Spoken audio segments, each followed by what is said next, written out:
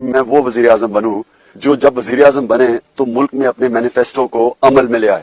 وہ وزیر اعظم نہ بنے جس کے ہاتھ بندھے ہوں, پیچھے اسٹیبلشمنٹ بیٹھی ہو, وہ ڈکٹیشن دے رہی ہو, ایجنسیز ملک چلا رہی ہوں اور میں ایک پتلا بیٹھا ہوں. لیکن ہمارے ہاتھ بندھے ہوئے تھے, کولیشن پارٹنرز تھے, بلیک مین ہوتے تھے.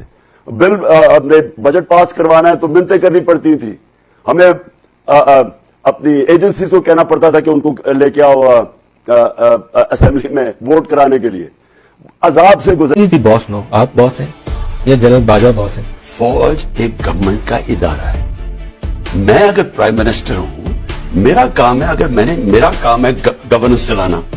مجھے جدھر بھی کسی ادارے کی ضرورت پڑے گی اپنی گورنمنٹ چلانے کے لیے, میں اس کو استعمال کروں گا. فوج نے پوری طرح مجھے سپورٹ کیا. یہ جو کیمپین پوری چلا رہے ہیں فوج کو ذلیل کرنے کا, کمزور کرنے کا, انٹرنیشنلی کیمپین چلاتے ہیں. اگر آج ہماری پاکستانی فوج نہ ہوتی, اس ملک کے, میں آج آپ کو رائٹنگ میں دینا 3 ٹکڑے ہوئے ہوتے.